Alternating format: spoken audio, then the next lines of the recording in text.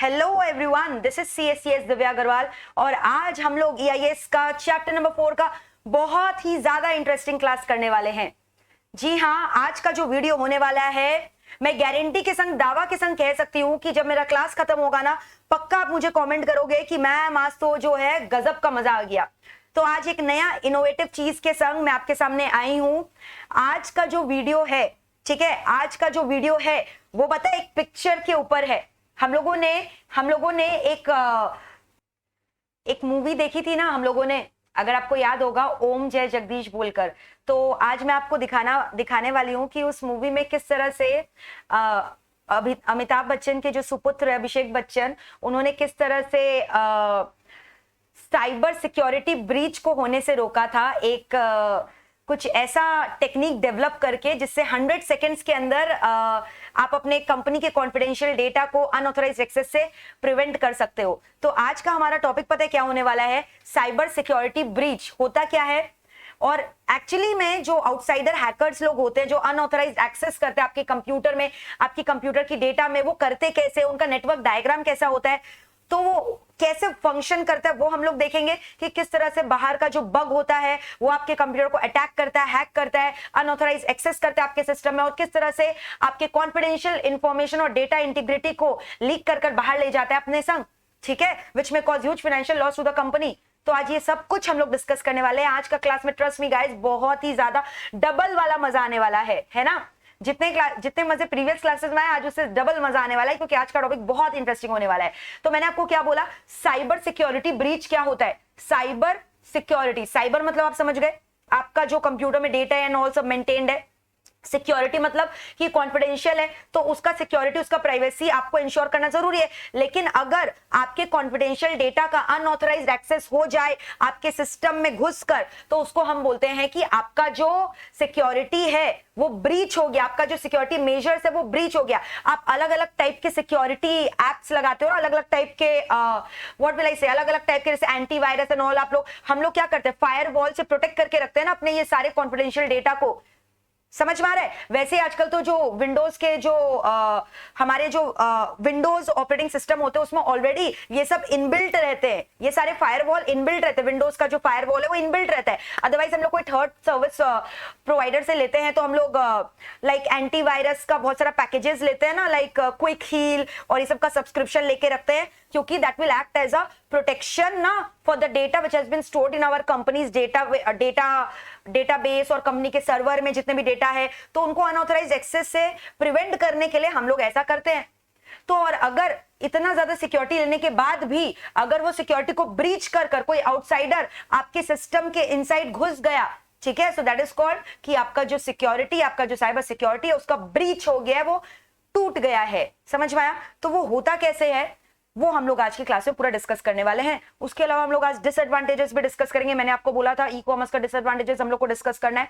फिर 2-3 तो business model जो हम लोगों ने प्रीवियस क्लास में नहीं किया था वो भी आज हम लोग डिस्कस करने वाले हैं। और जैसा कि मैंने आपको बोला था ऐसे 315, बट ऐसे 315 आप लोगों ने डिटेल में ऑलरेडी मोहित सर के संग ऑडिट क्लासेस में किए होंगे, ठीक है। तो हम लोग के लिए जो रेलिवेंट पोर्शन है कि ऐसे 315 क्या बोलता है और उसका ई कॉमर्स में क्या एप्लीकेशन है, वो हम लोग करेंगे।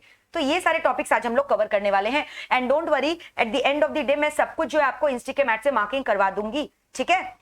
आओ अब मेरा डिजिटल नोट्स की तरफ चलते हैं। These are my digital notes in the form of PPT which you are going to enjoy, ठीक है। तो ऐसे 315 बाद में पढ़ेंगे। सबसे पहले आ जाओ गाइस, साइबर ब्रीच होता क्या है? सो साइबर ब्रीच का मतलब वो unauthorised access to the company server database, है ना, by any outsider by the means of intrusion which is actually compromising the confidentiality of the company's data, है ना। तो मान लो फॉर एग्जांपल ये होता कैसे, ये नेटवर्क डायग्राम है जो शो कर रहा है कि किस तरह से बग एंटर करते हैं और किस तरह से आपके फायरवॉल को ब्रेक करते हैं, ब्रीच करते हैं सिक्योरिटी नॉर्म्स को, और किस तरह से इंडिविजुअल के यूजर के पीसी में या प्रिंटर में कहीं पे भी कोई भी सिस्टम में घुस जाता है, और फिर वो वहां से किस तरह से कंपनी के मेन सर्वर में, मेन डेटाबेस में घुस जाता है और वहां से इंफॉर्मेशन लेकर निकल जाता है। और एक बार उन्होंने अपना घर बना लिया उस बग ने, उस वायरस ने, तो ये जो सिलसिला है चोरी करने का, चोरी क्या चीज का, important important data of the company, price sensitive data, confidential data of the company, वो चलता ही चला जाता है। सो कैन यू सी कैसे होता है? तो सबसे पहले ये जो बग्स होते हैं, ये जो वायरसेस होते हैं, इंट्रूजन्स होते हैं, ये अटैक कहां से करते हैं? इंटरनेट के जरिए। सो कैन आई से ये इंटरनेट के जरिए घुसते हैं प्रोटेक्शन को ब्रेक करके। जैसे हर एक कंपनी का फायरवॉल होता है जो कि बहुत स्ट्रांग होता है और जो कि गारंटी करता है कि कंपनी के सारे इंफॉर्मेशन सिक्योर रहने वाले। लेकिन ये जो मैंने बताया अभी आपको, ये वायरस अटैक करता है इंटरनेट के जरिए और आपके कंपनी के फायरवॉल को ब्रेक करता है, आपके एंटीवायरस सिस्टम को ब्रेक करता है और फायरवॉल को ब्रेक करके कोई भी कंप्यूटर में घुस जाता है, एनी ऑफ द कंप्यूटर, जिससे आपका कंपनी का main server, main database connected है। समझ में आ रहा है? फॉर एग्जाम्पल यहाँ पे मैंने क्या बोला, इंटरनेट, ये देख रहे हो, इंटरनेट के जरिए, वाईफाई के जरिए वायरस ने एंट्री मारी, फायरवॉल को ब्रेक किया। Firewall which was acting as a security protection, जो प्रोटेक्शन दे रहा था आपके कंपनी के कंप्यूटर्स को, डेटाबेस को, सर्वर को, पूरा आर्किटेक्चर को जो प्रोटेक्शन दे रहा था, वो मेन स्ट्रॉन्ग फायरवॉल को, एंटीवायरस सिस्टम को उसने ब्रेक किया। और ब्रेक कर मान लो कोई भी इंप्लॉय के बंदे के कंप्यूटर के अंदर घुस गया, या कंप्यूटर में नहीं भी घुसा, मान लो प्रिंटर में घुस गया, तो वो शेल्टर ले रहा है, वो छिपा छुपी खेल रहा है। वो जो बग है ना, वो आकर किसके, इंटरनेट के जरिए आपके फायरवॉल को ब्रेक करके कोई भी यूजर पीसी के अंदर या यूजर प्रिंटर के अंदर, कोई भी एक सिस्टम में आपका घुस गया। ठीक है, it has taken unauthorised access in a employee's personal computer. समझ में आया? अब मान लो वो जो एम्प्लॉय है, मान लो अमेजन का ही बंदा है, अमेजन का एम्प्लॉय, अमेजन स्फीयर देखो, एनवायरमेंटल फ्रेंडली स्फीयर, अमेजन का स्फीयर में मान लो बहुत सारे एम्प्लॉयज सब काम कर रहे हैं। हाँ, समझ में आ रहा है? और अमेजन का जो मेन डेटाबेस है वो एक सर्वर रूम में स्टोर्ड है। तो अब सारे जो आपके कंपनी में जितने भी एम्प्लॉयज है, सबका जो कंप्यूटर है उससे कनेक्टेड है ना मेन सर्वर से। तो किसी भी एक एम्प्लॉय के कंप्यूटर में इस बग ने एंट्री ले ली, किसके जरिए? इंटरनेट के जरिए, कंपनी के फायरवॉल को ब्रेक करके अनऑथराइज्ड एक्सेस ले लिया। तो अब ये बग कहां पे है? तो जब फायरवॉल को ब्रेक किया, ध्यान से सुनना मैंने क्या बोला, फायरवॉल को ब्रेक किया, so that was breaking the peripheral level. यानी कि अभी क्या किया है, जो पेरिफेरियल लेवल है उसको ब्रेक किया बग ने। किसको ब्रेक किया बताओ? पेरिफेरियल लेवल को। ठीक है, किसको ब्रेक किया मुझे बताओ, किसको ब्रेक किया है? किसको ब्रेक किया है? पेरिफेरियल लेवल, जिसको हम पेरीमीटर नेटवर्क भी बोलते हैं। यानी कंपनी के पेरीमीटर नेटवर्क को ब्रेक किया। जो स्ट्रॉन्ग एंटीवायरस सिस्टम था ना, उसको ब्रेक कर दिया किसने? बग ने। इंटरनेट से जो है, कैसे आया वायरस, कैसे आया ये बग? इंटरनेट के जरिए आया और आपके कंपनी के फायरवॉल को ब्रेक किया। तो जैसे ही कंपनी के फायरवॉल को ब्रेक करके कंपनी के फायरवॉल के अंदर घुस गया, यानी पेरीमीटर नेटवर्क को ब्रेक कर दिया। अब ये घुसकर कंपनी के इंटरनल सिस्टम में चला गया। कंपनी का इंटरनल सिस्टम बोले तो कोई भी एक यूजर के प्रिंटर में घुस गया या कोई भी यूजर के कंप्यूटर में घुस गया।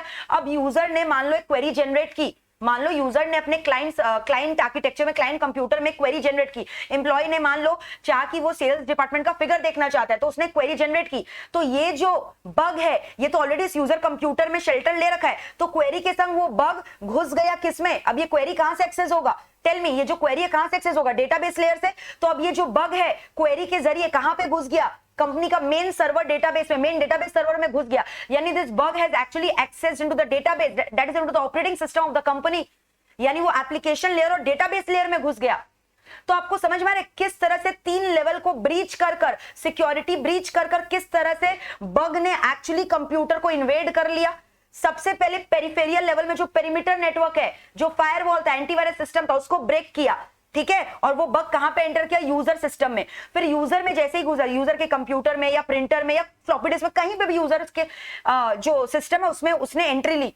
तो यानी अभी कहां पे आ गया बग? अभी बग कहां पे है? इट इज टेकिंग शेल्टर इन पूरा इंटरनल सिस्टम, इंटरनल नेटवर्क के अंदर आ गया। ठीक है, यूजर के इंटरनल नेटवर्क, कंपनी के इंटरनल नेटवर्क में आ गया। अब जैसे यूजर ने क्वेरी जनरेट की, तो अब ये क्वेरी का सोल्यूशन कहां से मिलता है? आपको मैंने आर्किटेक्चर में बताया था, ये जो क्वेरी है इसका सोल्यूशन कहां से मिलता है मुझे बताओ? डेटाबेस से। डेटाबेस से वो एक्सेस करने के लिए गया क्वेरी। तो अब जैसे ही एप्लीकेशन लेयर के जरिए डेटाबेस में एक्सेस हुआ डेटा का, तो वैसे ही बग ने डेटाबेस में कंपनी की एंटर ले ली और वहां पे कंपनी के सारे कॉन्फिडेंशियल रिकॉर्ड सब कुछ स्टोर्ड थे। एक बार वहां पे ये बग ने एंट्री ले ली तो आपको पता है क्या हाल होने वाला है। समझ में आया? यानी इंटरनल नेटवर्क से कंपनी के ऑपरेटिंग सिस्टम में बग घुस गया, वायरस घुस गया। तो आपको समझ में आ रहा है? यानी इस तरह से पूरा साइबर को ब्रीच कर दिया, सारे सिक्योरिटी को ब्रीच कर दिया उस बग्स ने, उस वायरसेस ने, और कंपनी के कॉन्फिडेंशियल डेटा का अनऑथराइज्ड एक्सेस किया। अब वहां से वो डेटा ऑल्टरेशन भी कर सकता है, डेटा थेफ्ट भी कर सकता है, डेटा डुप्लीकेशन भी कर सकता है, anything. So that is called as cyber breach. So there are 3 layers. ये 3 लेयर को ब्रीच करने के बाद the bug can actually unauthorised access the confidential information of the company. Are we through with this? IT resources को hack कर लिया, company के main जो कॉन्फिडेंशियल डेटा थे जो कि स्टोर्ड थे कंपनी के डेटाबेस में, जिसको हम लोग आईटी रिसोर्सेज बोलते हैं, उसको हैक कर लिया, उसका अनऑथराइज्ड एक्सेस हो गया। Are we through with this? So that is called as cyber breach. तो आपको पूरा प्रोसेस समझ में आया? सबसे पहले मैंने क्या बोला, इंटरनेट के जरिए। चलो वो वाला डायग्राम वापस देखते हैं। Let us have a look at the beginning diagram. तो ये डायग्राम मैंने आपको जान के दिया ताकि आप पूरा पिक्चर का आइडिया लगा सको। यहां से बग ने एंट्री ली, देख रहे हो, इंटरनेट से कंपनी के फायरवॉल को ब्रेक किया और कोई भी एम्प्लॉय कंप्यूटर में उसने शेल्टर लिया। तो कंपनी की जैसे ही ये फायरवॉल को ब्रेक किया, यानी फर्स्ट लेवल को ब्रेक किया, यानी अब कंपनी के इंटरनल सिस्टम में घुस गया यहां पे। अब इसके बाद यहां से कंपनी के ऑपरेटिंग सिस्टम में घुस गया, सर्वर में, जहां से डेटा को क्या किया, थेफ्ट किया डेटा का और लेकर निकल गया वापस बाहर। So that is called unauthorised access in the computer's database by any malicious content, virus intrusion, bugs, etc. So this is a network diagram which is clearly giving you a picture of how cyber breach is conducted, how cyber security breach is conducted by the unauthorized hackers, by the illegal hackers, for which special controls, special measures should be taken so that these breaches does not occur. और इतने बड़े बड़े company है जैसे Amazon जैसी बड़ी company, मैंने बोला अमेजन का तो सिक्योरिटी अमेजन का खुद का सब्सिडरी कंपनी देखता है, याद है मैंने बताया था, AWS Amazon web services security, Amazon web security services है ना। तो ये सारे चीजों को ध्यान में रखना बहुत एसेंशियल है। क्लियर है साइबर ब्रीच क्या होता है? Are we through with this? और एक इसका डिटेल वर्जन में आपको दिखाना चाहूंगी जो और पिक्चर क्लियर करेगा। देखो यहाँ पे आपको पिक्चर दिख रहा है, ये हैकर्स है, ये इलीगल हैकर्स है, ये देखते रहते हैं कि कंपनी का क्या लूपहोल है, क्या वीकनेस है, उस वीकनेस का फायदा उठा के they can exploit it. This will further clarify the picture कि साइबर सिक्योरिटी ब्रीच होता कैसे, साइबर सिक्योरिटी ब्रीच होता कैसे। ध्यान से देखो, यहाँ पे आप देख रहे हो ये हैकर बैठा हुआ है, ये कंटिन्यूअसली देखते रहता है कि कहां पे लूपहोल है, कहां पे सिस्टम में जो है वीकनेस है, कहां पे वीक पासवर्ड दिए गए हैं कंपनी के सिस्टम में जिसको वो एक्सेस करके घुस सकता है। और एक बार किसी भी यूजर कंप्यूटर में घुस गया ना, फिर तो डेटाबेस में एंट्री बहुत ही इजी हो जाती है। मेन तो कंपनी के फायरवॉल को ब्रेक करना है, एंटीवायरस सिस्टम को ब्रेक करना है, जो कि बड़े बड़े कंपनी बहुत स्ट्रॉन्ग एंटीवायरस एंड फायरवॉल्स लगाते हैं, उन्हें ब्रेक करने हैं।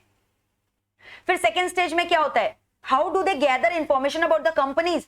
Through social networking, social media, Facebook, Twitter, LinkedIn, ये सारे साइट से, सोशल साइट से, जहां पे कंपनीज की वेबसाइट्स पब्लिश्ड है, जहां पे कंपनी एक्सेस कर सकते हैं, कंपनी के डेटा को हम लोग एक्सेस कर सकते हैं, वहां से ये स्टेज अटैक करते हैं। और कंटिन्यूअसली जो इस तरह से हैकिंग एंड ऑल कर रहे हैं, वो मेरा क्या हो गया, सेकेंड स्टेप, इंफ्रास्ट्रक्चर वीकनेस की वजह से जो होता है। तो स्टेज अटैक में क्या हो गया, दो चीज से, एक सोशल वेबसाइट्स के जरिए और एक इंफ्रास्ट्रक्चर का जो वीकनेस है। You know what is infrastructure, database, server, ये सब के जो सिक्योरिटी नॉर्म्स है, सिक्योरिटी कंपनी के जो पॉलिसी है, उसमें कोई वीकनेस है। तो एक बार इन्होंने सिस्टम में एंट्री ले ली, फिर उसके बाद they start taking the data, they start collecting the data, है ना, दैट इज कॉल्ड एक्सफिल्ट्रेट। तो एक्सफिल्ट्रेट करना चालू कर देते हैं। ठीक है, तो आप चिंता मत करो, ये सब वर्ड्स आपके मैथ में नहीं है, बट मैंने आपको ये दिखाया है ताकि आपको पूरा क्लियर आइडिया लग जाए कि साइबर ब्रीच का प्रोसेस होता कैसे है। तो हैकर्स कंटिन्यूअसली जिस कंपनी के डेटा को अनऑथराइज एक्सेस करना, उसको कंटिन्यूअसली देखते रहता है, रिसर्च करता है उसके ऊपर कि कैसे क्या पॉलिसीज है, कंपनी के एम्प्लॉयज को कितना एक्सेस दे रखा है, लोकल पब्लिक को कितना एक्सेस दे रखा है, एक्सेट्रा एक्सेट्रा। डेटाबेस कंपनी का कहां स्टोर है, कंपनी के आईटी रिसोर्सेज कहां पे स्टोर है, कंपनी का डिजिटल लाइब्रेरी कहां पे स्टोर है, कंपनी का फिजिकल एसेट्स जो होते हैं, डिजिटल एसेट्स कंपनी के कहां स्टोर है, उनका फिजिकल लोकेशन क्या है, सब कुछ ये लोग रिसर्च करते हैं। उसके बाद सारे ये सब रिसर्च कहां से करते हैं, विद हेल्प ऑफ मैंने बोला सोशल नेटवर्किंग साइट। उसके अलावा इन लोग कंटिन्यूअसली क्या करते हैं, ट्राई करते हैं इंफॉर्मेशन को हैक करने की, और एक बार they penetrate into the system, they start filtering the information from there. So this is the process of how cyber breach is conducted. ठीक है, फिर देखो होता क्या है, साइबर ब्रीच के लिए आपको बोला है कि इसके लिए ना आपको इंश्योर करना चाहिए कि आपका डिजिटल एसेट मैनेजमेंट बहुत ही अच्छा हो।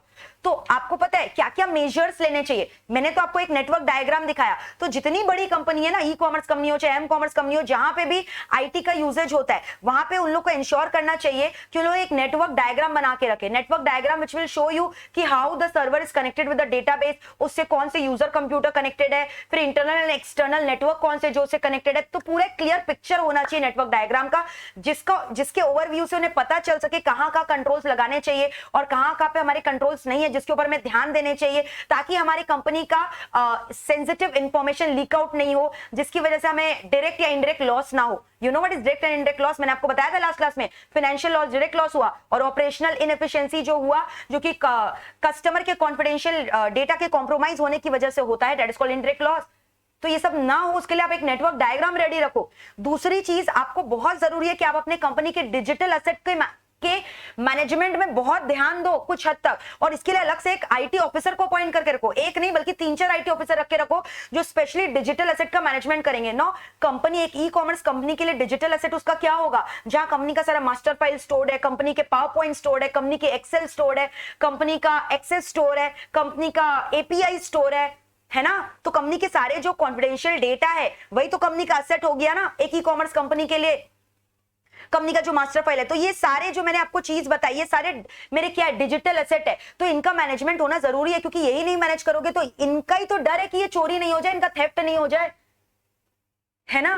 तो इसके लिए इसको आप प्रॉपर्ली मैनेज करके रखो। और आपने उसको लोकेट कैसे किया है, क्लाउड कंप्यूटिंग में लोकेट किया है कि कोई फिजिकल स्टोरेज है, क्या है, तो सब चीज उसका मेंटेन करो, उसका स्टोरेज लोकेशन क्या है, उसका मैनेजमेंट करो। आईटी रिसोर्सेज आपने उसके लिए रख रखी है कि नहीं, उसके मैनेजमेंट के लिए। अच्छा, उस डेटा का बैकअप ले रखा है कि नहीं। फिर याद है मैंने बोला था कंपनियां डिजिटल लाइब्रेरी भी मेंटेन करके रखती है, जहां पे डिजिटल ऑब्जेक्ट्स को स्टोर किया जाता है, visual, text, audio clips, video clips etcetera, customer के कॉन्फिडेंशियल इंफॉर्मेशन को स्टोर किया जाता है। तो ये सब का फॉर्मेट क्या है, ये सब आप देख रहे हो, ये सारे कंपनी के डिजिटल एसेट्स है। पावर पॉइंट हुआ, कंपनी का एपीआई हुआ, एक्सेस हुआ, एक्सेल हुआ, पीडीएफ फाइल्स हुआ, है ना, वर्ड्स हुआ, वर्ड डॉक्यूमेंट, ये तो सारे कंपनी के डिजिटल एसेट है। तो इनका प्रॉपर स्टोरेज बहुत एसेंशियल है, और ये सारे चीजों को ना पासवर्ड प्रोटेक्टेड रखना चाहिए और अनऑथराइज्ड एक्सेस नहीं देना चाहिए। हर एक एम्प्लॉइज को आप एक पॉलिसी डॉक्यूमेंट डिस्ट्रीब्यूट कर दो कि उन्हें कितना एक्सेस अलाउड है ये सारे आईटी रिसोर्सेज के लिए। ये सब क्या आईटी रिसोर्सेज ही तो हो गया। अब मान लो एक रूम में कंपनी के सारे डेटाबेस पड़े हुए, सर्वर पड़े हुए हैं, सर्वर रूम है, तो उसको लॉक करके रखो, उसका चाबी ऐसी थोड़ी अरे गेरे एम्प्लॉय को दे दोगे। तो according to the functionality and the functions of the employees that much access should be given ना into the IT resources। और इनफैक्ट अगर आप कोई एक्स्ट्रा एक्सेस दे रहे हो तो उसके लिए प्रायर अप्रूवल लो। तो ये सारे कंट्रोल्स आपको रखने चाहिए ताकि आपका साइबर सिक्योरिटी ब्रीच ना हो। मैंने बोला नेटवर्क डायग्राम होना जरूरी है, डिजिटल एसेट का मैनेजमेंट होना जरूरी है, फिर एम्प्लॉइज को अवेयर करवाना चाहिए, पॉलिसी को डिस्ट्रीब्यूट करके एक डॉक्यूमेंटेड रिटन पॉलिसी होना चाहिए जो बताएगा कि एम्प्लॉइज को dos and don'ts about this ensuring cyber security in the company. ये सब चीज का ध्यान रखना बहुत जरूरी है। फिर अलग से मैंने बोला आईटी ऑफिसर अपॉइंट करके रखो जो डिजिटल एसेट मैनेजमेंट में हेल्प करेंगे, है ना। फिर अलग से कंपनी का, जैसे हर एक कंपनी का सीईओ होता है, सीएफओ होता है, वैसे एक चीफ आईटी ऑफिसर रख के रखो, CTO, chief IT officer, chief information technology officer, जो कि एनुअली नहीं तो सेमी एनुअली ओवरव्यू करेगा कि whether the company is ensuring strong controls over all these mechanism, whether any lag or whether any loophole is there in ensuring the adequacy of the control mechanism। तो ये सब भी देखना बहुत जरूरी है, ठीक है। तो आओ हम लोग अभी डिस्कस करने वाले हैं क्या क्या मेजर्स लेना चाहिए ताकि साइबर सिक्योरिटी ब्रीच ना हो। और ये भी चेक करो क्या पास्ट में कोई ऐसा ब्रीच हुआ था साइबर सिक्योरिटी का, तो वो इंसिडेंट किस वजह से हुआ था, वीकनेस कहां पे था। जैसे याद है मैंने आपको लास्ट क्लास एक केस स्टडी दिखाई थी जहां पर हैदराबाद का एक बंदा, एक लड़का कंटिन्यूअसली 2-3 साल तक ऑनलाइन शॉपिंग कंपनी से मोबाइल फोन मंगवा रहा था और उसे डिफेक्टिव बोलकर रिटर्न कर रहा था by replacing the defective parts of that mobile phone. तो ये वीकनेस की वजह से ही तो हुआ ना, लूपहोल्स इन द सिस्टम। समझ पा रहे हैं। तो एक ना पॉलिसी, एक डॉक्यूमेंटेशन भी करके रखो सिक्योरिटी मेजर्स के बारे में, कहां कहां हमने कंट्रोल्स लगाए हैं, एटसेट्रा एटसेट्रा। तो documentation of that policy was also very essential. और वो वाला जो केस स्टडी था वहां पे ये जो डिफेक्टिव चीज है जो चला, ये किस लिए चला, बिकॉज ऑफ दिस ओनली ना, कि कोई डॉक्यूमेंटेशन पॉलिसी नहीं था, internal controls were not strong to detect the same person who was repeating the fraud again and again. तो इसलिए बोला गया है कि पूरा एक पॉलिसी डॉक्यूमेंट बना के रखो ये सब चीजों के ऊपर। सो ये सब मेजर्स लेना बहुत जरूरी। इसीलिए मैंने आपको सबसे पहले नेटवर्क डायग्राम के बारे में बताया कि किस तरह से क्या सिनेरियो है, how do the bugs invade your computers database via internet, breaking the firewall of the company, they gain entry into the user's PC, that is they are gaining into the inside internal system of the company, and once they gain access into the internal system of the company, then it becomes very easy for them to enter in the form of a query generated by the user to the main database, to the main server of the company। और एक बार उन्होंने main server में entry ले ली ना, तब तो बहुत ही ज्यादा खतरा है। सो that is all about cyber breach, ठीक है। तो 3 लेयर मैंने आपको दिखाया था, देखो I showed you 3 layer. Perimeter network, perimeter network कौन सा हो गया आप समझ गए, जब कंपनी के फायरवॉल यानी वो एंटीवायरस सिस्टम को ब्रेक किया, क्विक हिल सिस्टम को ब्रेक किया, और इतना बड़ा बड़ा कंपनी के एंटीवायरस और क्विक हिल का सॉफ्टवेयर में डिपेंड करता होगा कि उनका सेल्फ जनरेटर अपना ही कुछ ऐसा अलग थर्ड पार्टी वेंडर से बड़े बड़े मतलब ऐसे सर्विसेज सॉफ्टवेयर सर्विसेज बनवाए हुए होंगे, और इतना स्ट्रॉन्ग फायरवॉल होगा कंपनी का ताकि जो है outside invaders could not unauthorise access to the computers confidential data to the database of the company. तो पहले हो गया पेरीमीटर नेटवर्क को ब्रेक किया, उसके बाद इंटरनल नेटवर्क में घुसा। इंटरनल नेटवर्क समझ गए ना, कोई भी इंप्लॉय के कंप्यूटर में घुस गया या कोई भी इंप्लॉय के प्रिंटर में घुस गया। अब वहां से कहां घुस रहा है आप समझ रहे हो? कंपनी के मेन ऑपरेटिंग सिस्टम में, यानी कंपनी के कहां पे, गेस करो, डेटाबेस में, डेटाबेस टियर में, एप्लीकेशन लेयर टियर में। So database tier, application tier में उन्होंने एंट्री ली, operating system, application and data of the company. Just check out this video, you will get a complete picture. See this is a hacker, illegal hacker. किस तरह से he will release the bug. Just focus on the screen guys. This digital notes are very interesting. मुझे मतलब मैंने बहुत मेहनत से और बहुत पैशन से ये आपके लिए रेडी किया है ये डिजिटल नोट्स। आप ध्यान से देखो, मेरा कलाकारी देखो ध्यान से, कैसे अभी ये हैकर बग रिलीज करेगा।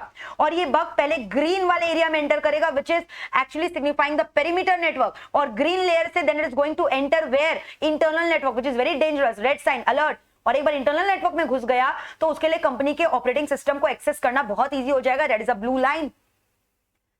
So guys get ready bug के एंट्री को देखने के लिए। चलो हैकर देख रहे हो, खतरनाक हैकर है, बड़ा ही खतरनाक हैकर है, और पूरा एकदम चेहरा वेरा छुपा के रखा है, कैप हैट पहनकर खतरनाक हैकर ने बग रिलीज किया।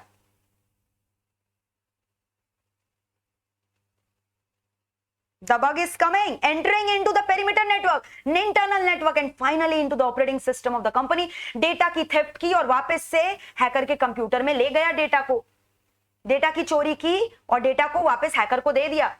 तो आप समझो साइबर सिक्योरिटी ब्रीच हुआ है। यहां पे हमारे सामने साइबर सिक्योरिटी ब्रीच हुआ है। एक्सक्यूज मी, एक्सक्यूज मी, ये बग ने तो मेरा गला भी ब्रीच कर दिया। आओ देखो किस तरह इस बग ने क्या किया, वापस से मैं आपको शो कर रही हूं।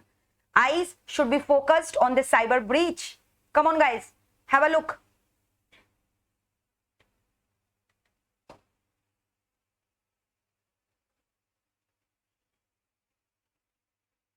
बग का एंट्री हुआ पेरीमीटर इंटरनल ऑपरेटिंग सिस्टम। देखा ना किस तरह से साइबर सिक्योरिटी ब्रीच होता है।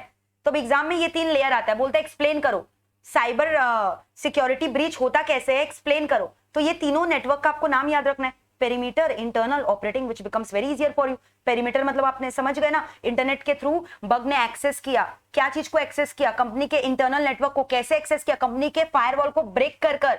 फिर once it is gaining access in the internal network by taking shelter in users computer और users printer, then it is accessing the company's main database, server, application data in the form of maybe query which is generated by the user. चलो अब मैं the wait is over, अब मैं आपको video दिखाने वाली हूँ जिसके बारे में मैंने आपको बोला था, बहुत ही इंटरेस्टिंग है, मजा आएगा। देखो ये हैकर बोल रहा है how to prevent cyber breach. मैं तो करके ही रहूंगा, मैं एक प्रोफेशनल हैकर हूं लेकिन इलीगल हूं, मैं तो हैकिंग करके रहूंगा। ठीक है, तो हैकर ने क्या बोला, I will hack your computer, I will hack your computer. And Abhishek Bachchan ने क्या बोला, no you can't, watch Om Jai Jagdish. तो हैकर ने बोला I will hack your computer, लेकिन अभिषेक जी का जवाब क्या आया, अमिताभ जी के सुपुत्र का, no you can't hack watch Om Jai Jagdish movie. तो आओ हम लोग देखते हैं कि किस तरह से इन्होंने 100 सेकेंड सोल्यूशन बताया टू प्रिवेंट हैकिंग। आओ, how to prevent cyber breach, how to prevent cyber breach. You have 100 seconds, you have 100 seconds. आओ देखो, you have 100 seconds. Pizza Hut, good morning. Enjoy this. Sure. ये parcel 68 veg pizzas. Can I have the address? ये order तो मैं लेके जाऊंगा। Half an hour. ये order मैं लेके जाऊंगा।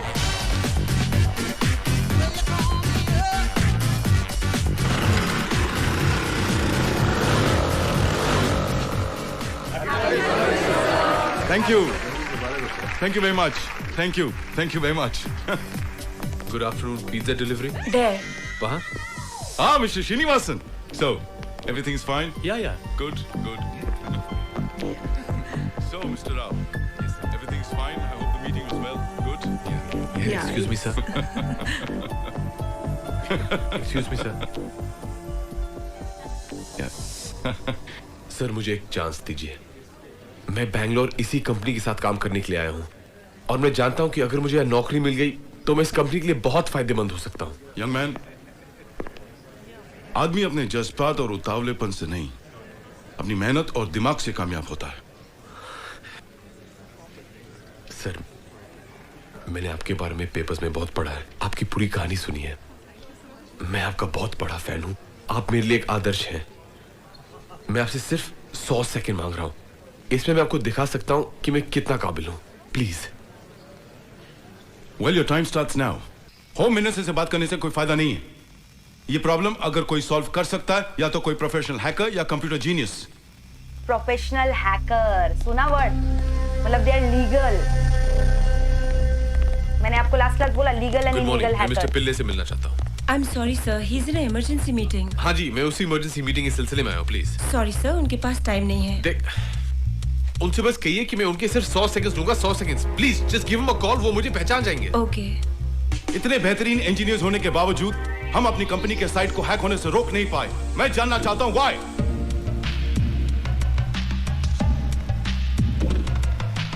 Please come in, young man.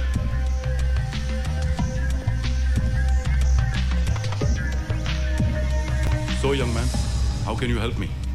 वो भी सिर्फ 100 सेकंड्स में। सर क्या मैं आपका कंप्यूटर इस्तेमाल कर सकता हूँ?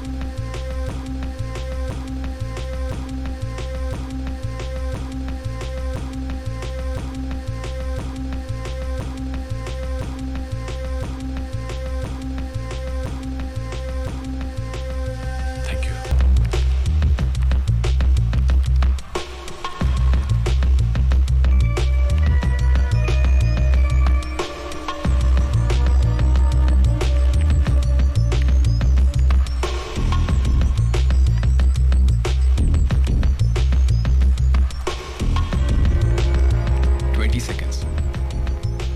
ये समझ रहा है कि ये भी कोई पिज्जा की दुकान है, सॉफ्टवेयर कंपनी नहीं।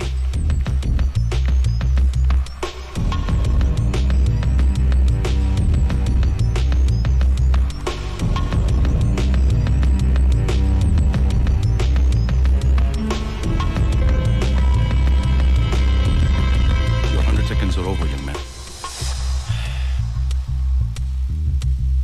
मेरा काम भी खत्म हो गया है। 100 सेकंड्स के अंदर यह सिस्टम उन चोरों को रैक कर सकता है और ये चोरी रोकी जा सकती है।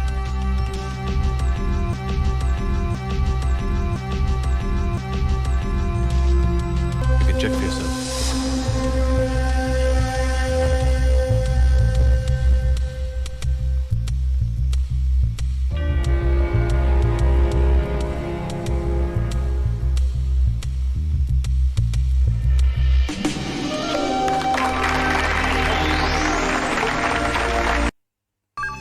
पिज्जा हट, गुड मॉर्निंग। श्योर। ये पार्सल। तो एक चीज बताओ, रियल वर्ल्ड से अब कनेक्ट कर पा रहे हो ना? किस तरह से टेंशन का माहौल था, इतने बड़े कंपनी में हैकर ने अटैक किया था, कंपनी के वेबसाइट को उसे रोकना था और किस तरह से अभिषेक बच्चन ने उसका तोड़ निकाला। तो आपको समझ में आ रहा है साइबर सिक्योरिटी ब्रीच होता क्या है? ठीक है, और वो तीनों लेयर आपको याद रहेगा, perimeter, internal network and then company को ऑपरेटिंग सिस्टम। कंपनी को ऑपरेटिंग सिस्टम एक्सेस करना यानी कंपनी के डेटाबेस को एक्सेस किया, कंपनी के एप्लीकेशन टियर को एक्सेस कर लिया, है ना? ठीक है, तो पूरा लर्न हो गया साइबर सिक्योरिटी ब्रीच क्या होता है। Unauthorized access into the system and वहां से डेटा थेफ्ट कर लेना, ठीक है, by the illegal hackers through any intrusions. ठीक है, कुछ भी हो सकता है ना उसकी जगह, बग्स छोड़ दिया, व्हाटएवर। तो मैंने क्या बोला, सबसे पहले इंटरनेट के जरिए जो है क्या होता है, इंटरनेट के जरिए कंपनी का जो फायरवॉल है उसको ब्रेक करता है, फायरवॉल को ब्रेक करके यूजर के इंटरनल सिस्टम में घुसता है, एनी कंप्यूटर में भी, एनी प्रिंटर, एनीथिंग। और फिर जब जैसे यूजर क्वेरी जनरेट करता है तो उस क्वेरी के फॉर्म में वो भी घुस जाता है कंप्यूटर के डेटाबेस में, कंपनी के मेन सर्वर में, कंपनी के मेन डेटाबेस में। और this is how the security is breached, cyber security is breached, right. फिर मैंने आपको बोला इसके लिए क्या क्या चेकलिस्ट होना चाहिए। सबसे पहले मैंने आपको याद है क्या बोला था, हर एक जितनी बड़ी कंपनी है, जितनी ज्यादा वहां पे जहां पे कंप्यूटर्स एंड ऑल का यूजेज होता है, आईटी का यूजेज होता है, e commerce company, m commerce company, सबको ना बड़े बड़े कंपनी को अपना एक नेटवर्क डायग्राम बनाकर रख लेना चाहिए, जो कि पूरा पिक्चर बता देगा कि किस तरह से क्या क्या कनेक्शन है, सर्वर कहां पे है, डेटाबेस कहां पे है, उनके बीच कनेक्शन कैसे है, यूजर कंप्यूटर कहां है, क्लाइंट कंप्यूटर कहां पे है, फिर उसके बाद इंटरनल नेटवर्क एक्सटर्नल नेटवर्क कहां पे है, हब्स कहां पे है, हब्स जिससे सारे सिस्टम कनेक्टेड है, सारे राउटर वाईफाई सब कुछ कनेक्टेड है, ठीक है, कंप्यूटर कनेक्टेड है उसी हब में। तो ये हब और ये सब चीज का एक नेटवर्क डायग्राम तो बहुत जरूरी है। दूसरा इंपॉर्टेंट चीज मैंने बोला एसेट, डिजिटल एसेट मैनेजमेंट के ऊपर। डिजिटल एसेट बोले तो आप समझ गए क्या होता है डिजिटल एसेट, कंपनी का digital library, power point, master file, company के सारे confidential data, access, APIs, company का प्रोग्राम्स, है ना, ये सारे कंपनी के मेन सॉफ्टवेयर, क्लाउड, डेटाबेस, तो ये सारे डिजिटल कंपनी के क्या है मुझे बताओ, एसेट है, जिसका मैनेजमेंट बहुत जरूरी है, जिसके लिए आपको इंश्योर करना चाहिए, अलग से एक आईटी एम्प्लॉय रखना चाहिए जो उसको मेंटेन करके रखेगा, है ना। फिर मैंने तीसरा इंपॉर्टेंट पॉइंट बोला था पॉलिसी डॉक्यूमेंटेशन, लिखित पॉलिसी रख के रखो, डॉक्यूमेंट करके रखो, ठीक है। फिर उसके बाद मैंने आपको बोला था कि ये सारे जो डेटाबेस है सबका बैकअप लेके रखो, बैकअप भी लेना बहुत जरूरी है। फिर मैंने बोला था इंप्लॉइज को डूज एंड डोंट्स के बारे में सर्कुलेशन दो, रिटन सर्कुलेशन दो, उन्हें पूरा रिटन जो है ना आप ऑथोराइज्ड पॉलिसीज दे दो, पॉलिसी गाइडलाइंस दे दो कि उन्हें क्या क्या आईटी रिसोर्सेज में एक्सेस है, और आईटी रिसोर्सेज में एक्सेस करने के पहले अप्रूवल का दरकार है। और अगर आप कोई रिमोट एरिया से एक्सेस कर रहे हो, मान लो आप कंपनी के अंदर नहीं हो, मैंने जैसे अमेजन स्फीयर का एग्जांपल दिया था, अमेजन का एम्प्लॉय अमेजन के अंदर नहीं है, वो बंदा मान लो एक्सेस कर रहा है इंडिया में बैठ के, सो इन दैट केस अगर रिमोट एक्सेस हो रहा है तो उसको that should be protected by passwords, है ना, वो भी 2 डायमेंशनल, जहां पे यूजर नेम, लॉगिन आईडी और पासवर्ड दोनों होना चाहिए, टोकन यानी पिन नंबर एक्सेट्रा एक्सेट्रा। तो ये सारे चेकलिस्ट होने जरूरी हैं। तो एक बार फटाफट हम लोग देखते हैं क्या क्या चीज का चेकलिस्ट। तो 3 चीज तो एकदम लिखना, एकदम टॉप में अगर ये क्वेश्चन आ गया। नेटवर्क डायग्राम, पूरा नेटवर्क डायग्राम एक्सप्लेन कर देना मैंने जैसे बोला। फिर उसके बाद मैंने आपको डिजिटल एसेट के बारे में बोला, digital asset management is very essential. Digital asset के अंदर क्या आता है वो भी मैंने आपको एक्सप्लेन किया। तीसरी बात मैंने आपको बोली कि रिटन पॉलिसी डॉक्यूमेंट होना जरूरी है। फिर मैंने आपको बोला एम्प्लॉइज को ट्रेन करो ये सब चीज के बारे में। फिर मैंने बोला डेटा का बैकअप रख के रखो। फिर मैंने बोला कि कितना एक्सेस देना, कितना लेवल ऑफ एक्सेस देना है वो भी इंश्योर करके रखो, इन ऑर्डर टू इंश्योर कि जो एम्प्लॉइज का एक्सेस है that is commensurating with their functional role. ऐसा तो नहीं है ना कि एडमिन डिपार्टमेंट वाले एम्प्लॉय को आपने ट्रेजरी में एक्सेस दे रखा है, और अगर ऐसा है तो उसको कंट्रोल करो, पक्का आपका साइबर सिक्योरिटी ब्रीच होगा नहीं तो। समझ में आया? तो अनऑथराइज एक्सेस को प्रिवेंट करो, और अप्रूवल होना चाहिए एक्सेस के पहले, और रिमोट एरिया से एक्सेस करो तो that should be password protected and all those things should be there. और अलग से मैंने बोला एनुअल रिव्यू या सेमी एनुअल रिव्यू करना चाहिए आईटीओ को, है ना, स्पेशल सीटीओ को, चीफ आईटी ऑफिसर्स जो होते हैं। तो ये सारे कंट्रोल अगर आप रखोगे तो साइबर सिक्योरिटी ब्रीच होने से रुक सकता है। तो क्या क्या कंट्रोल मेजर्स आओ एक बार फटाफट देख लेते हैं क्या क्या। नंबर 1 नेटवर्क डायग्राम मैंने बोला। नंबर 2 मैंने बोला डिजिटल एसेट का management and IT managers who are responsible for managing those digital asset along with the physical location of those asset. फिर मैंने बोला पॉलिसी ड्राफ्ट करके रखो, है ना। फिर उसके बाद मैंने बोला कि अगर पास्ट ईयर में कोई ब्रीच हुआ है साइबर सिक्योरिटी तो वो कैसे हुआ, क्या क्या लूपहोल्स था जिसकी वजह से ऐसा ब्रीच हुआ मेरे कंपनी में, तो उसके लिए आपने कुछ प्रिकॉशंस लिए कि नहीं, कुछ एडिशनल कंट्रोल्स लगाए कि नहीं, so that the cyber security breach does not recur in near future. ठीक है। फिर मैंने बोला annual review by CIO. CIO कौन हो गया? चीफ आईटी ऑफिसर, है ना। फिर उसके बाद मैंने और क्या पॉइंट्स बताया आपको, तो ये सारे पॉइंट्स लर्न हो गए होंगे, है कि नहीं। फिर IT managers are responsible for safeguarding the assets और नॉट। सिक्योरिटी पॉलिसी सर्कुलेट करो एम्प्लॉइज को, पीरियोडिकल रिव्यूज करो एक्सेस राइट्स का, अप्रूवल होने चाहिए एक्सेस के पहले, एम्प्लॉय अवेयरनेस कैंपेन लगाओ कि अगर कोई इंट्रूशन आ गया उनके कंप्यूटर में तो इंडिविजुअल लेवल पे वो इंट्रूशंस को कैसे हैंडल कर सकते हैं। फिर उसके बाद security configurations, remote access login, मैंने बोला ना 2 authentication, 2 factor authentication, 2 parameter, user name and password. ठीक है। और फिर कोई टेस्टिंग होता है कि नहीं, पेनिट्रेशन टेस्टिंग का मतलब कि क्या कोई हैकर ने कभी अटेम्प्ट किया था फायरवॉल को ब्रेक करने के लिए लेकिन वो अनसक्सेसफुल हुआ, तो इसका रिकॉर्डिंग होना चाहिए। Penetration testing should be there in the company. Backups हुए हैं कि नहीं, और फायरवॉल्स जो यूज हो रहे हैं they are actually supportive and efficient और not to protect this kind of cyber security breach. Company का फायरवॉल स्ट्रांग है कि नहीं, अच्छा है कि नहीं, है ना।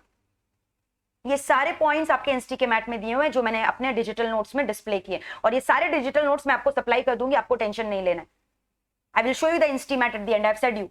So this is all about cyber breach that we have discussed today. कैसा लगा? बहुत इजी था. तो एक बार फटाफट क्विक रिकैपिचुलेशन में आपको दिखाऊंगी.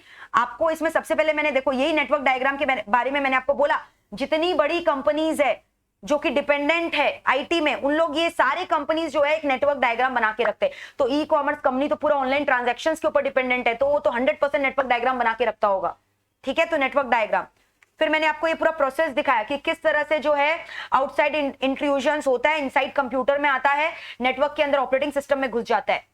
तो पेरीमीटर फायरवॉल ब्रेक किया, इंटरनल सिस्टम ब्रेक किया, ऑपरेटिंग सिस्टम में घुस गया, यानी डेटाबेस टीयर और एप्लीकेशन टीयर में. I hope you are actually getting acquainted, मतलब you are comfortable with these words which I am using, database tier, application tier, operating system, सब हम लोगों ने पढ़ा है अच्छे से डिटेल में.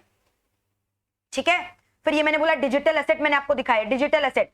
तो यहां बोला मैनेजमेंट में कि इवन हो सकता है ना कि कितने सारे फाइल्स ऐसे होते हैं कंपनी के जो लोग वेबसाइट में डिस्प्ले करते हैं ताकि अपने कस्टमर्स को दिखा सके, अपने पार्टनर्स को दिखा सके, सप्लायर. तो आप दिखाओ, लेकिन ये सारे फाइल्स पासवर्ड प्रोटेक्टेड होने चाहिए, एनक्रिप्टेड होने चाहिए, प्रॉपर सॉर्टिंग होना चाहिए, प्रॉपर सेविंग होना चाहिए. तो वही चीज बोल रहा है.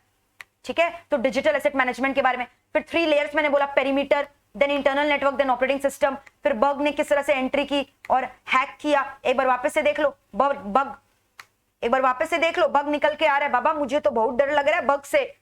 ओ माय गॉड, कहीं मेरे सिस्टम को एक्सेस नहीं कर ले. ठीक है. और कैसे इंफॉर्मेशन चोरी कर हैकर के पास ले गया.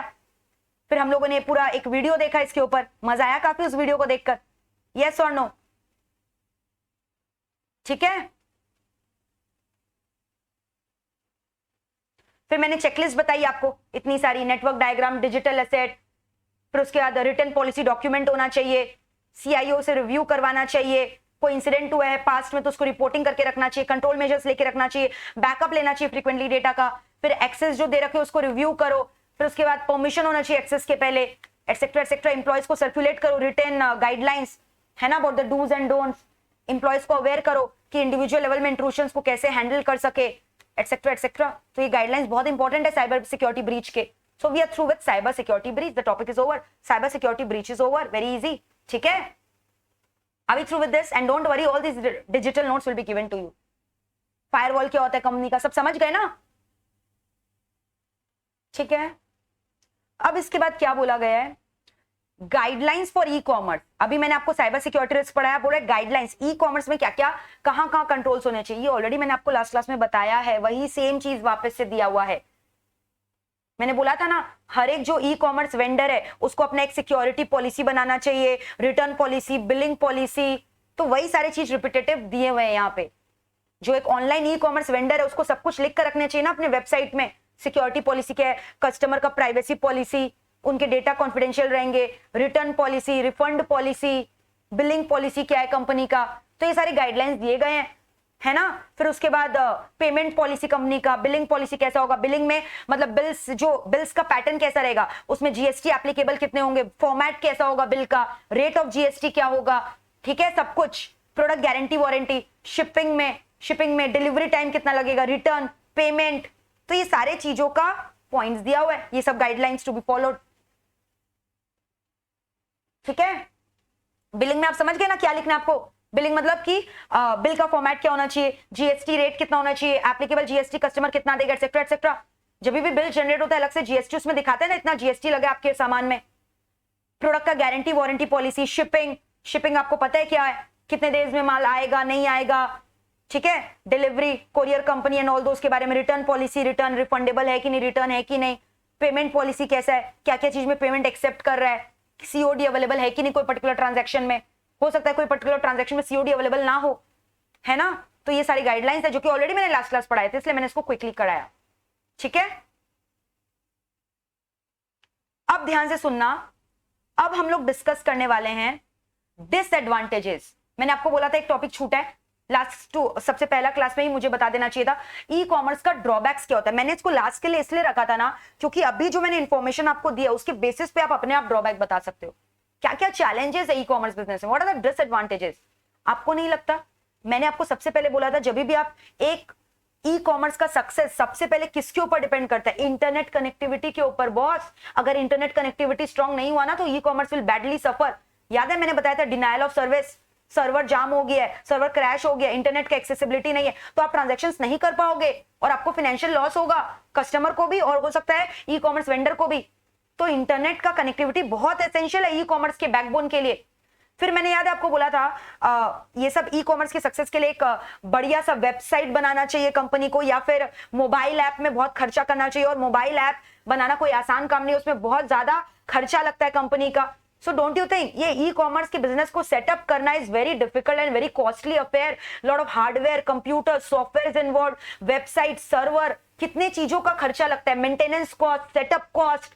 चलो सेटअप तो कर दिया, उसको फिर मेंटेन भी करके रखना होगा, आपको अपने वेबसाइट को, अपने सर्वर को अपडेट करके रखना पड़ेगा लेटेस्ट इंफॉर्मेशन के साथ to cater to the recent demands of the customer. तो ये सारे ड्रॉबैक्स है, उसको मेंटेन, एम्प्लॉइज रखने पड़ेंगे इतने सारे जो कि पूरा हैंडल करेगा सारे ट्रांजैक्शंस को। ये तो बोलने की बात है कि सब कुछ जो है ऑटो जनरेटेड हो रहा है, बट उसके लिए भी तो आपको एम्प्लॉइज को, बैक एंड ऑफिस को ट्रेन करके रखना पड़ेगा ना, बैक एंड ऑफिस को ट्रेन करके रखना पड़ेगा कि नहीं, बताओ।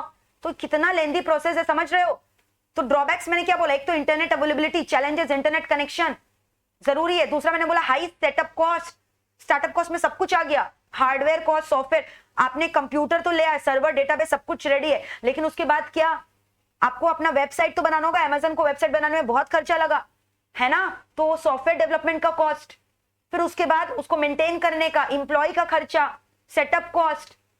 तो और फिर याद है मैंने आपको बताया था ये इसका इंफ्रास्ट्रक्चर में क्या क्या चीज आता है, सर्वर आता है, डेटाबेस आता है, कंप्यूटर्स आता है, नेटवर्क आता है, ये सारी चीजों का खर्चा, इंटरनेट का खर्चा। तो high startup and setup cost and it's maintenance and it's continuity is a big challenge. फिर लीगल कंसिडरेशन, इतने सारे एक्ट्स है जो कि ई कॉमर्स ट्रांजैक्शंस को गवर्न करते हैं, कंपनीज एक्ट 2013 बोल लो, या इंफॉर्मेशन टेक्नोलॉजी एक्ट बोल लो, या फिर फैक्ट्रीज एक्ट बोल लो, या फेमा एक्ट बोल लो, या फॉरेन एक्सचेंज मैनेजमेंट एक्ट तो मैंने बोला, उसके बाद फॉरेन ट्रेड रेगुलेशन एक्ट बोल लो, या फिर कंज्यूमर्स प्रोटेक्शन एक्ट बोल लो, सारे एक्ट्स एप्लीकेबल है ई कॉमर्स ट्रांजैक्शंस में। कितने सारे एक्ट्स के नाम मैंने आपको बताए।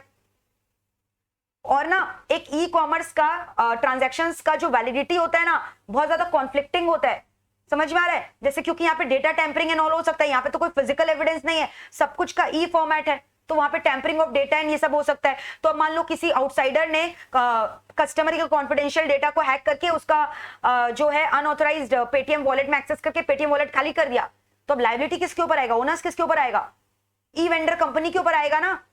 अब हैकर के ऊपर तो आएगा नहीं, कस्टमर को हैकर से थोड़ी मतलब है, क्यों, क्योंकि कंपनी ने ही तो वादा किया था कि आपका डेटा सिक्योर्ड रहेगा, सिक्योरिटी गाइडलाइंस में लिखा है कंपनी के। तो इतने सारे कॉन्फ्लिक्टिंग लीगल इश्यूज है जो कि एक ई कॉमर्स कंपनी फेस कर सकता है ना। और कितने बार तो ऐसा होता है ना, कुछ कुछ नेचर ऑफ बिजनेसेस ही ऐसा है that is not suitable for e commerce, like very expensive item. मान लो मैं डायमंड सॉलिटेयर रिंग की बात करूं, 3, 4, 5 लाख 8 लाख तक का आता है डायमंड सॉलिटेयर रिंग। कौन बताओ, कौन, एक तो बताओ कौन कस्टमर ऑनलाइन इसे ऑर्डर करेगा, और मान लो कर भी दिया तो किस वेंडर को, किस सेलर में इतना जिगरा होगा, इतना दिल होगा कि वो 8 लाख का डायमंड रिंग सप्लाई कर दे, बेच दे अपने कस्टमर को, ऑनलाइन कैश ऑन डिलीवरी करवा दे। डिलीवरी मैन पे, कोरियर कंपनी पे भरोसा नहीं रहेगा कि रास्ते में डायमंड रिंग निकाल के भाग तो नहीं गया, या एंटीक आइटम हुआ कोई, या पेरिशेबल गुड्स हुआ। अब मान लो मैंने ऑर्डर किया मिल्क का, आया 3-4 दिन बाद, तो मिल्क तो पूरा खराब हो जाएगा ना, पेरिशेबल गुड्स। एग्स ऑर्डर किया, फिश ऑर्डर किया, तो ये सारे बिजनेस के लिए e commerce business is not at all apt, समझ रहे हो। पेरिशेबल गुड्स हुआ, एंटिक्स हुआ, एक्सपेंसिव ज्वेलरी आइटम्स हुआ, एटसेट्रा। फिर इसके अलावा ना because of the culture specially in India, because we have been saying कि इंडिया में कल्चर है जनरली कि लोग ना फिजिकल शॉपिंग ज्यादा प्रेफर करते हैं। If I talk about middle aged and old age people, apart from younger generation of our age who are actually believing in online shopping, but जो हमारे से एल्डरली लोग हैं उन लोगों को ना आज भी फिजिकल शॉपिंग में बिलीव है। जैसे अभी आप देखते हो घर पे ऐसा होता है ना, कितना बार इंसिडेंट कि आपका मतलब डेली ऑनलाइन सामान आ रहा है, मम्मी एकदम इरिटेट हो जाती है, क्या ये देखो ऑनलाइन सामान दिन भर मंगाते रहते हो, जाकर नहीं ला सकते हो सामान, खुद जाओ शॉप में, देखो सामान को, परखो, तब तो अच्छा सामान आएगा। और जब कहीं फॉल्टी सामान आ गया, डिफेक्टिव प्रोडक्ट आ गया, तो मम्मी ने तो आपकी वाट लगा देनी है।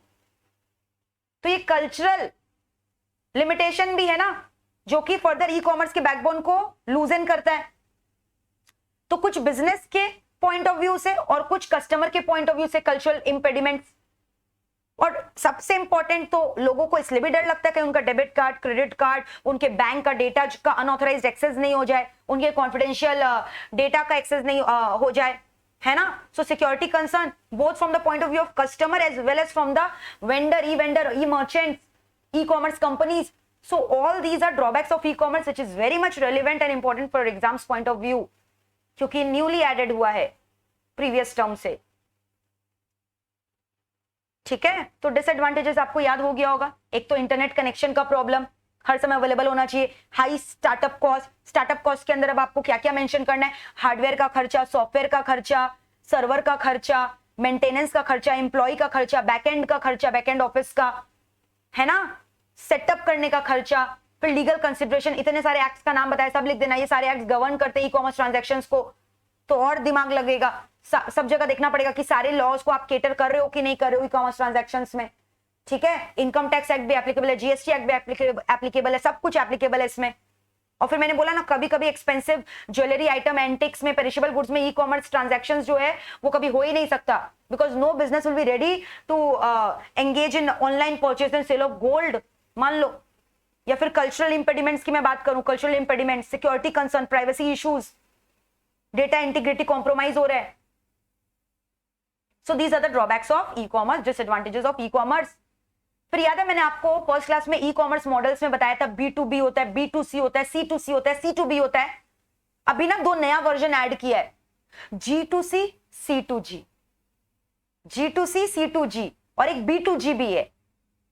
तो ये G कौन है बंदा, ये G बंदा कौन है? ये G आपका गवर्नमेंट ऑफ इंडिया है. ये G हमारे ऑनरेबल गवर्नमेंट ऑफ इंडिया है, जो हमारे से टैक्स लेते हैं, डायरेक्ट टैक्स और इनडायरेक्ट टैक्स दोनों. तो ये C2G समझ में नहीं आया मैम. C तो पता है आपको कंज्यूमर है, तो कंज्यूमर टू गवर्नमेंट के बीच में कैसे ट्रांजैक्शन होता है? एक चीज बताओ, आप अपना इनकम टैक्स का पेमेंट करते हो, टैक्स रिटर्न भरते हो, फाइलिंग करते हो, भले ही चलो इनकम टैक्स लायबिलिटी नहीं है, बट रिटर्न तो आईटी रिटर्न तो फाइल करना पड़ेगा ना, जीएसटी रिटर्न तो फाइल करना पड़ेगा, जीएसटी टैक्स पे करना पड़ेगा. तो ये सब कहां से पे करते हो? घर बैठे बैठे ऑनलाइन वेबसाइट एक्सेस करके पे कर देते हो, गवर्नमेंट के वेब पोर्टल्स में जाकर. एग्जांपल www.incometaxindia.gov.in, फिर उसके बाद www.gst.gov.in. ये सारे ऑफिशियल साइट्स है गवर्नमेंट के, जहां पर एक कंज्यूमर गवर्नमेंट के टैक्सेस का पेमेंट कर सकता है, डायरेक्ट या इनडायरेक्ट टैक्स का बात करूं तो ये C2G हो गया ना, कंज्यूमर इंटरैक्ट करे गवर्नमेंट डिपार्टमेंट के संग टैक्स पेमेंट के जरिए. क्लियर है? तो देखो मैंने अभी आपको जस्ट नाउ समझाया, देखो C2G देख रहे हो, C2G कंज्यूमर टू गवर्नमेंट. तो देखो कंज्यूमर टू गवर्नमेंट का एग्जांपल देखना चाहोगे? चलो मैं आपको दिखाती हूं, कंज्यूमर टू गवर्नमेंट का एग्जांपल दिखाती हूं. आओ, www.incometaxindia.gov.in. देख रहे हो, खुल गया ना. तो ये क्या चीज का एग्जांपल है? अब यहाँ पे आप टैक्स का पेमेंट, रिटर्न फाइलिंग सब कुछ कर सकते हो, आप अपना ग्रीवेंस रिड्रेसल कर सकते हो. फॉर्म देखो, फॉर्म्स दिख रहे हो, फॉर्म्स दिखाई दे रहे हैं, income tax return, wealth tax return, चालान, अदर फॉर्म्स, मिसलेनियस. तो यहाँ सब फॉर्म्स को आप भर सकते हो. ये किसके लिए भर रहे हो? गवर्नमेंट के लिए करना पड़ रहा है, स्टैट्यूटरी रेगुलेशंस है गवर्नमेंट के. समझ में आ गया? तो कंज्यूमर किससे इंटरैक्ट कर रहा है? गवर्नमेंट से. तो ये एग्जाम्पल हो गया. इनकम टैक्स पेमेंट करना है तो आप इस साइट में चल जाओ. फिर चलो मैं आपको जीएसटी का साइट दिखाती हूँ, www.gst.gov.in. ये रहा देखो,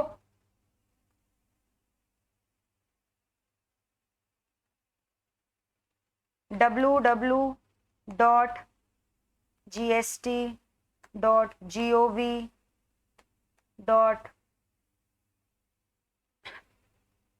देखो ये आ गया ना,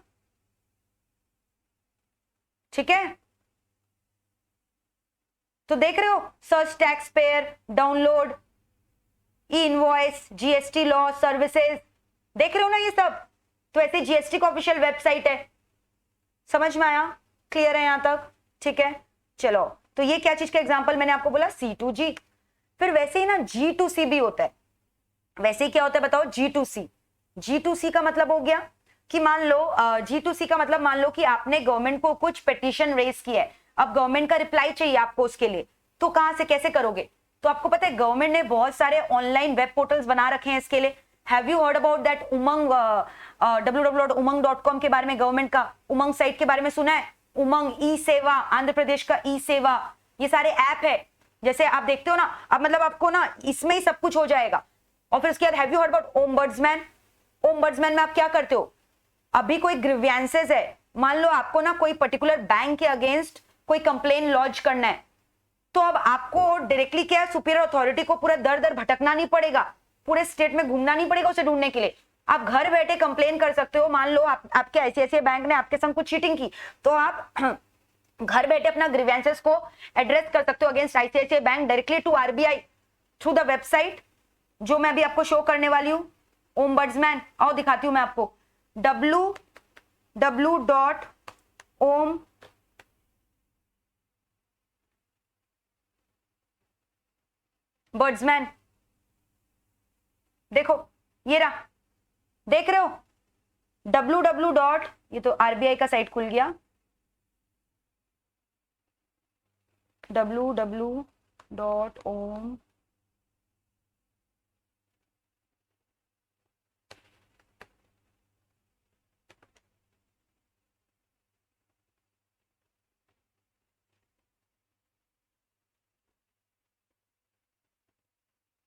देखो, देख रहे हो grievance redressal, complaints against RBI। आप RBI के अगेंस्ट भी कंप्लेन कर सकते हो। यहाँ पे देख रहे हो ombudsman scheme, click here to file a complain. तो ये सब क्या चीज का एग्जांपल है? गवर्नमेंट आपके ग्रीवेंसेस को रिड्रेस करेगा ना, यहाँ तो G2C हो गया, ठीक है। So ombudsman is an example to it. फिर इसके अलावा मैंने आपको बोला उमंग वाला ऐप, www.umang.gov.in। देखो, सोचो यहाँ CBSE का रिजल्ट भी आप चेक कर सकते हो, CBSE का रिजल्ट भी चेक कर सकते हो उमंग ऐप में। देख रहे हो यहाँ पे क्या क्या सब कुछ अवेलेबल है, जस्ट देखते जाओ क्या क्या सर्विसेज है। देखो, आधार कार्ड, आजीविका, आपले सरकार, महाराष्ट्र का, तो यहाँ हर एक स्टेट स्पेसिफिक भी सर्विसेज है, ठीक है। देख रहे हो ये सब। फिर अंडमान निकोबार का एडमिनिस्ट्रेशन अलग से, अटल पेंशन योजना। तो देख रहे हो ये सारे क्या चीज के एग्जाम्पल है? बताओ, ये सारे क्या चीज के एग्जाम्पल है? G2C, ठीक है। तो C2G इनकम टैक्स डिपार्टमेंट को आपने रिटर्न फाइल करनी है, टैक्स पे करना है, GST, ये C2G का एग्जाम्पल हो गया। फिर वैसे ही ना बिजनेस टू गवर्नमेंट का भी एग्जाम्पल है, बिजनेस भी तो गवर्नमेंट के संग इंटरेक्ट करता है। और एक चीज बताओ, इंडिविजुअल टैक्स पे करता है, बिजनेस को भी तो टैक्स पे करना पड़ता है ना, पता है ना, बिजनेसेस को भी टैक्स पे करना पड़ता है। तो B2G का एग्जाम्पल वो इनकम टैक्स का या GST का वेबसाइट भी हो गया। और उसके अलावा और क्या एग्जाम्पल हो सकता है? www.eprocure.gov.in जो मैंने आपको बोला था, जहां पे ऑनलाइन बिडिंग एंड ऑल होता है ना। गवर्नमेंट क्या करता है? ऑक्शन करता है ना। गवर्नमेंट कॉन्ट्रैक्ट्स किसको देता है? जिसका कॉम्पिटिटिव बिड लगता है, जिसके बिड सबसे कम आते हैं। गवर्नमेंट सामान खरीदता है, तो सामान बेचने वाला वहां कौन रहता है? हमारे जैसे नॉर्मल आदमी, बिजनेसमैन लोग, समझ में आ रहा है? नॉर्मल बिजनेसेस लोग वहां पे अपना बिडिंग देते हैं ना, अपना कोटेशंस देते हैं गवर्नमेंट को। तो that is also an example of what? B2G, जहां पे बिजनेस अपने सर्विसेज दे रहे हैं गवर्नमेंट को, है ना। क्लियर है? जैसे गवर्नमेंट डेलीगेशन करता है ना, कितने सारे कॉन्ट्रैक्ट्स के थ्रू प्राइवेट सेक्टर से काम करवाता है, तो ये ऑक्शंस कहां करवाता है? कॉन्ट्रैक्ट्स देता कैसे है? उसी वेबसाइट के जरिए। तो www. जो मैंने आपको दिखाया था शायद 1-2 क्लास पहले, www.eprocure.gov.in। तो ये सारे डिफरेंट न्यू ई बिजनेस मॉडल्स है जो आपके बुक्स में दिए गए हैं। तो 3 तो मैंने आपको एक्स्ट्रा पढ़ाया, 4 तो मैंने आपको पहले ही पढ़ा दिया था, B2B, B2C, C2C, C2B। 3 मैंने आज आपको और बताया। बताओ क्या, जिसमें गवर्नमेंट इन्वॉल्व है? C2G यानी कि एज अ कंज्यूमर मुझे रिटर्न फाइल करना है, इनकम टैक्स का या GST रिटर्न फाइल करना है, तो उसका एग्जांपल मैंने आपको बोला www.incometaxindia.gov.in। फिर मैंने आपको एग्जांपल बताया www.gst.gov.in, ठीक है। ये एग्जांपल हो गया C2G का। अब G2C का एग्जांपल ओम्बड्समैन मैंने आपको बोला, उमंग ऐप मैंने बोला आपको, उमंग सर्विसेज, फिर उसके बाद ई सेवा, ठीक है, ये सब हो गया। फिर उसके बाद मैंने आपको बोला बिजनेस टू गवर्नमेंट, B2G, उसका एग्जांपल्स मैंने आपको क्या क्या बोला? ई प्रोक्योरमेंट साइट वाला एग्जांपल हो गया। और फिर उसके बाद इनकम टैक्स पे करना है, तो वहां पे भी वो इनकम टैक्स वाला जो साइट का नाम बोला, वहां पे बिजनेसेस भी तो पे कर सकते हैं ना इनकम टैक्स IT डिपार्टमेंट को, सरकार की, ठीक है। So these are the different new types of business model which I was talking about. B2C तो आपको पता ही है, देख लो सबका एग्जांपल एक बार वापस से रिवीजन हो जाएगा। फिर ये देख रहे हो G2B एंड G2C,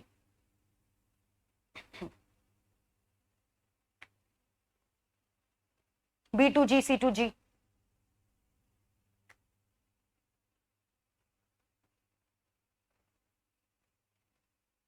ठीक है,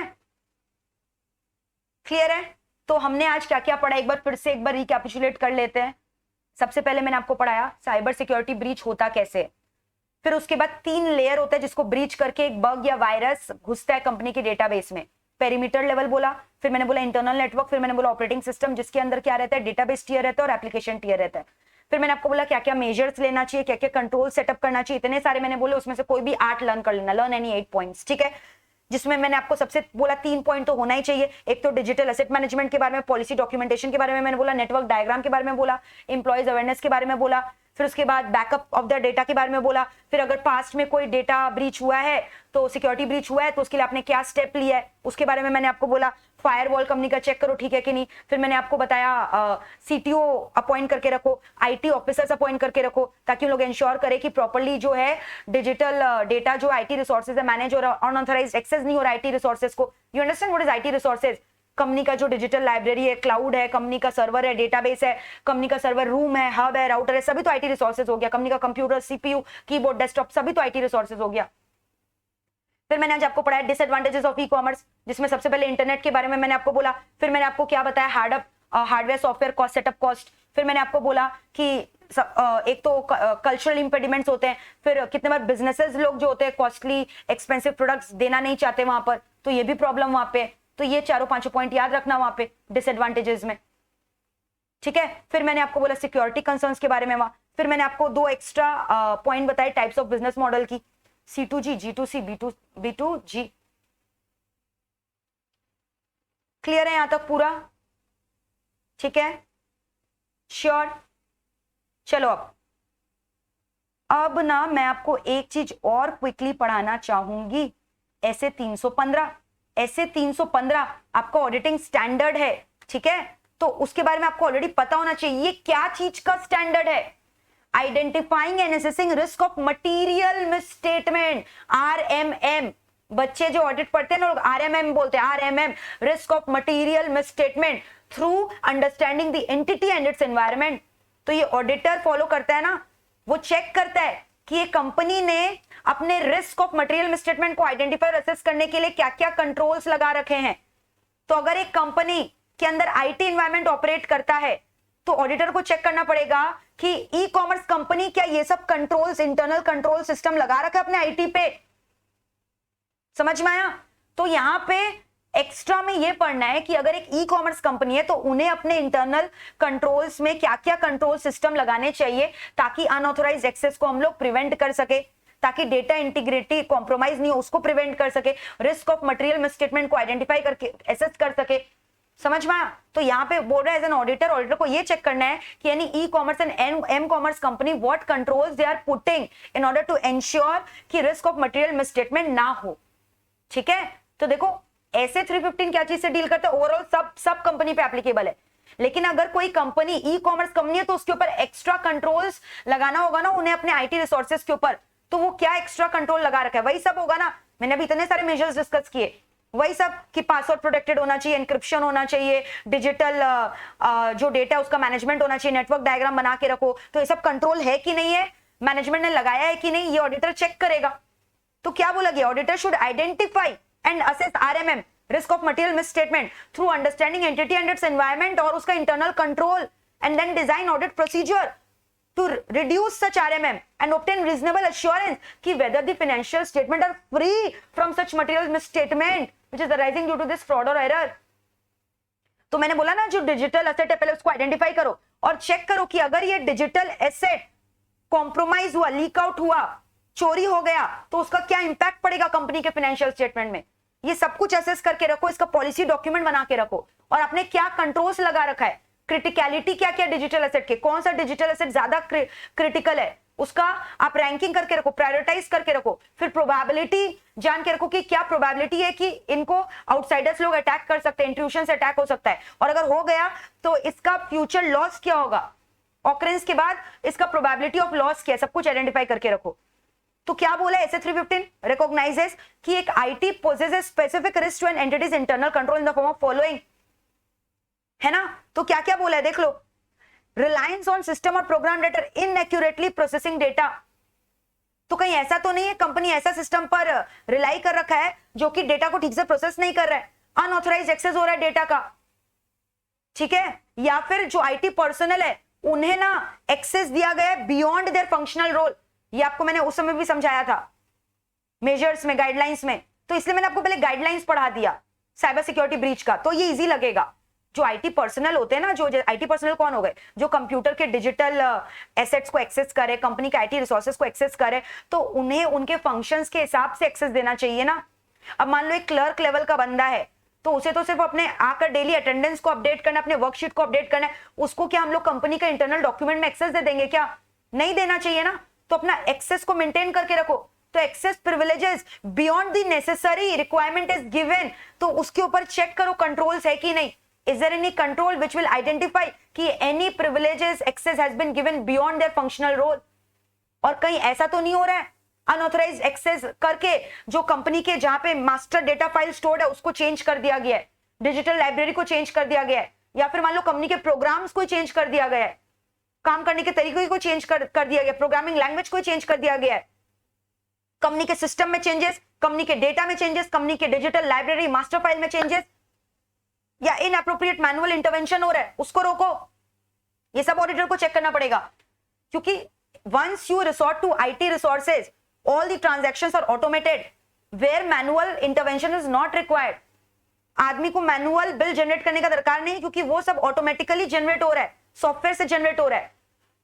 और अगर मैनुअली करोगे तो डुप्लीकेशन का चांसेस है। तो कहीं जबरदस्ती बेमतलब का तो एम्प्लॉय लोग आकर ऑटोमेशन प्रोसेस को बिगाड़ नहीं रहे ना, मैनुअली इंटरवेन करके, इंटरफेयर करके, है ना। फिर मैंने बोला कि अगर ये डेटा कोई कॉन्फिडेंशियल डेटा है which is called as digital asset of the company, जहां कंपनी के पावर पॉइंट और ये सब मैंने बोला ना, उसी को तो डिजिटल एसेट बोलते हैं। अगर मान लो उसकी चोरी हो गई तो क्या पोटेंशियल लॉस होने वाला है फ्यूचर में, उसकी वजह से क्या पोटेंशियल लॉस होगा, तो ये सब कुछ आइडेंटिफाई करके रखो, ठीक है। तो ऑल्दो ऐसे 315 talks about risk of material misstatement, जो कि आइडेंटिफाई करना है उसको एनालाइज करना है ना, कंपनी के ऑडिटर को, कंपनी के एनवायरमेंट को और उसका एंटिटी का नेचर को समझकर। तो कुछ आईटी कंपनीज में एक्स्ट्रा कंट्रोल्स होने चाहिए, तो ऑडिटर को ये सब चेक करना पड़ेगा कि अनऑथराइज एक्सेस तो नहीं है डेटा का, फिर उसके बाद अनऑथराइज चेंजेस तो नहीं हो रहा है। तो ये अनऑथराइज से 3 पॉइंट याद रख लेना, unauthorise changes in the master data file, unauthorized changes in the system और program, unauthorized access to the data, ठीक है, या फिर extra unauthorized privileges being given to the IT personnel beyond their roles and functions, है ना, या फिर inappropriate manual intervention। ये 5 पॉइंट तो लर्न हो गया। और अगर डेटा लॉस हो रहा है तो उसका पोटेंशियल लॉस का इंपैक्ट क्या होगा, ठीक है। तो देखो क्या क्या है, reliance on program which is inaccurately processing the data, गलत डेटा प्रोसेस कर रहा है, unauthorized access to data, possibility of IT personnel gaining access privileges beyond those necessary to perform, unauthorized changes to the data in master file, unauthorized changes to system, failure to make necessary changes, inappropriate manual intervention, या potential loss of data or inability to data as required. Are we through with this? Are we through with this? This was very easy. तो एक बार quick digital notes का मैं पूरा starting से recapitulation करवा रही हूँ, खाली फोकस करो, उसके बाद मैं मैट में मार्किंग कराऊंगी, डोंट वरी फॉर इट। फटाफट अपना आईज को रोल करो ऑन द नोट्स। ऐसे 315 मैंने आपको पढ़ा दिया, जो कि बात करता है रिस्क ऑफ मटेरियल मिसस्टेटमेंट, जो कि ऑडिटर को आइडेंटिफाई करना चाहिए अपने ऑडिट प्रोसीजर से, analytical procedure and all those things से, अंडरस्टैंडिंग ऑफ एंटिटी करके, उसके एनवायरमेंट के बारे में जानकर। और आईटी अगर कोई कंपनी यूज करे तो उसमें एक्स्ट्रा उन्हें ये सब करना पड़ेगा, देखने के लिए कंपनी का इंटरनल कंट्रोल स्ट्रांग है कि नहीं, ये सब चीजों को देखा है कि नहीं।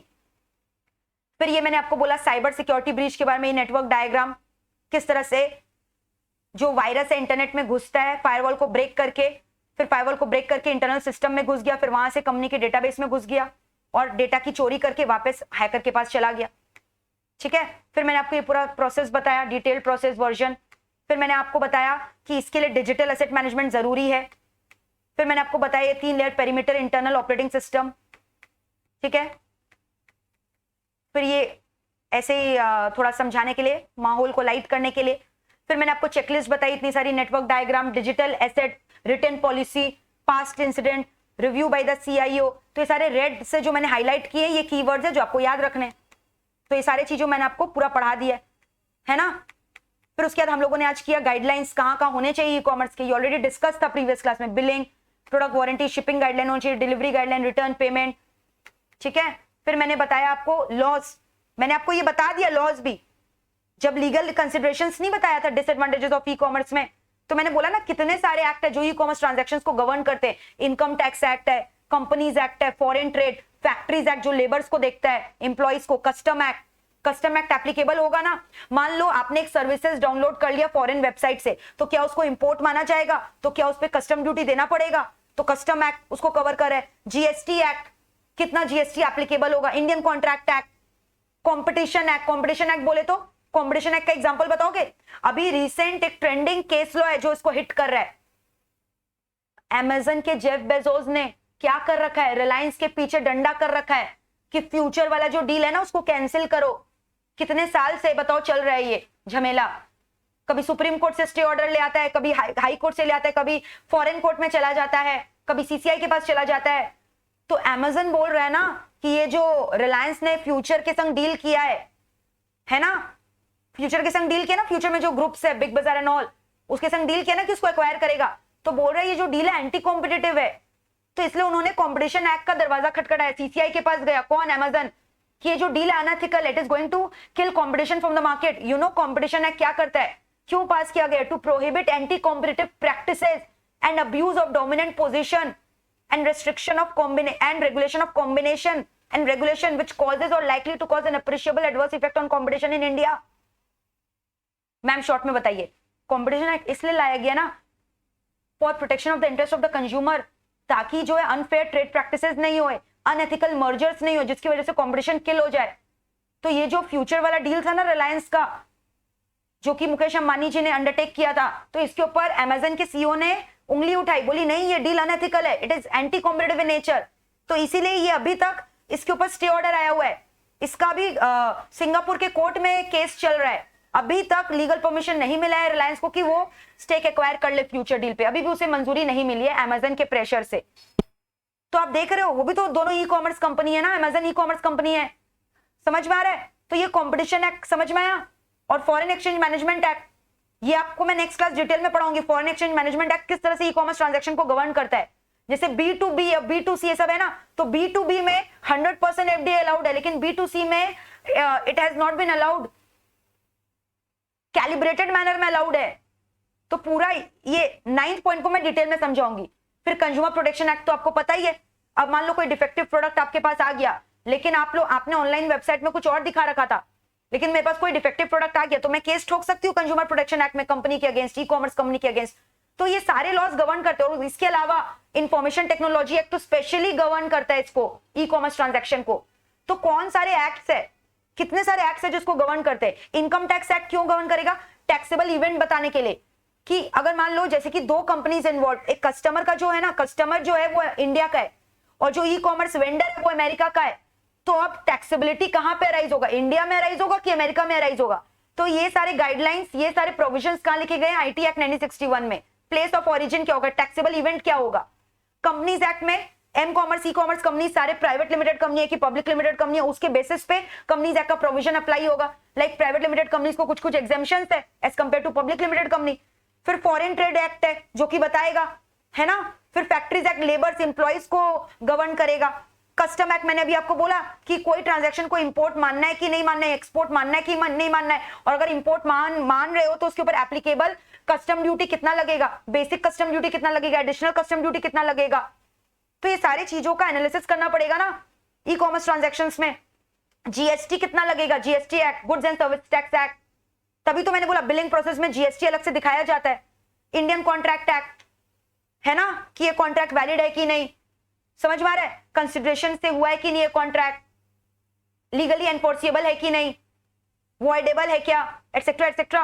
कंपटीशन एक्ट मैंने बोला अनएथिकल प्रैक्टिसेस को अवॉइड करेगा which is anti competitive in nature. तो अगर कोई ऐसा ई कॉमर्स वेंडर आ गया है जो कि जानबूझ के एकदम ऐसे प्राइसेस में गुड्स को ऑफर करे जो कि कंपटीशन को किल करेगा, तो इस पे ऑब्जेक्शन उठा सकता है competition commission of India, because that is unethical. And then FEMA act जो कि पूरा गवर्न करेगा कि एफडीआई कितना अलाउड है किस सेक्टर में, 100% एफडीआई इन B2B कैलिब्रेटेड मैनर में, B2C, C2C में कितना एफडीआई एटसेट्रा एटसेट्रा, अलग अलग ट्रांजैक्शन में कितने एफडीआई अलाउड है।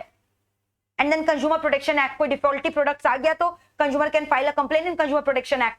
सो all these are commercial law governing e commerce. इसके अलावा मैंने बोला special information technology act and all those are also there. तो आईटी एक्ट और FEMA act to be continued in the next class. IT act and FEMA act to be continued in the next class. ठीक है, क्योंकि उसमें अलग अलग sections है तो थोड़ा डिटेल्स में मैं आपको पढ़ाऊंगी. RBI act, IT act, FEMA act to be continued in the next class. फिर मैंने आपको ड्रॉबैक्स बताए थे ई कॉमर्स के. इंटरनेट कनेक्शन होना जरूरी है, high startup cost, legal consideration, इतने सारे एक्ट्स का नाम बताया, वही तो लीगल इशू. एंड फिर एक्सपेंसिव जो बिजनेसेस होते हैं, ज्वेलरी आइटम्स, ये सब नहीं ई कॉमर्स के लिए हाँ करेंगे. फिर उसके बाद कितने बार कंज्यूमर ही हाँ नहीं करते, कल्चरल इंपेडिमेंट्स, सिक्योरिटी कंसर्न्स. फिर मैंने 2 अलग अलग मॉडल बताया, C2G, G2C and B2G. So that's it of my digital notes. ये डिजिटल नोट से आपको ये पूरा कंटेंट पढ़ना है, बट फिर भी आपके सिक्योरिटी कंसर्न्स के लिए मैं आपको भी मैथ से भी मार्किंग करा दूंगी. तो आपको जहां से इच्छा आप वहां से पढ़ लेना. ठीक है, आपको जहां से इच्छा आप वहां से पढ़ लेना, उसमें क्या बात है. तो आ जाओ एक बार हम लोग क्विकली मार्किंग कर लेते हैं.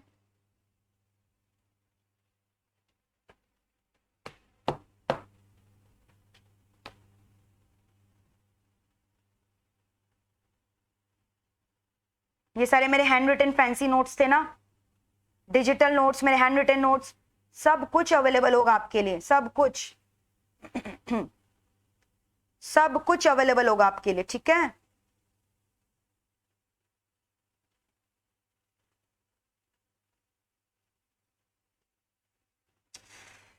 ये क्या हुआ, सीएमए फाइनल का बुक खुल गया गलती से. आ जाओ चलो.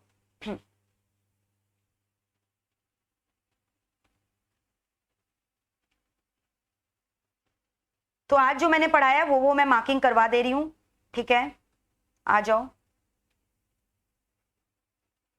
बाद बाकी कोई क्लास का मार्किंग छूटा है तो मैं आपको नेक्स्ट क्लास में करा दूंगी. जिसका मैंने आपको ऑलरेडी हैंड रिटन नोट्स दे दिया है, बट फिर भी आपके संतुष्टि के लिए मैं मार्क करवा दूंगी. उसका भी आप टेंशन नहीं लेना मेरे बच्चे. तो मुझे क्लासेस बताओ जरूर कैसा लग रहा है, नहीं तो ना मजा नहीं आता पढ़ाने में. फीडबैक आपका मेरे लिए बहुत इंपॉर्टेंट है. आपका फीडबैक मेरे सराखों पर.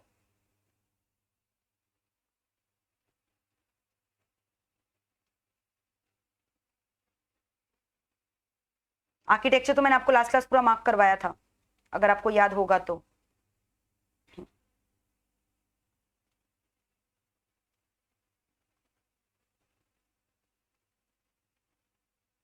हमने लास्ट क्लास 2 केस स्टडीज भी डिस्कस की थी.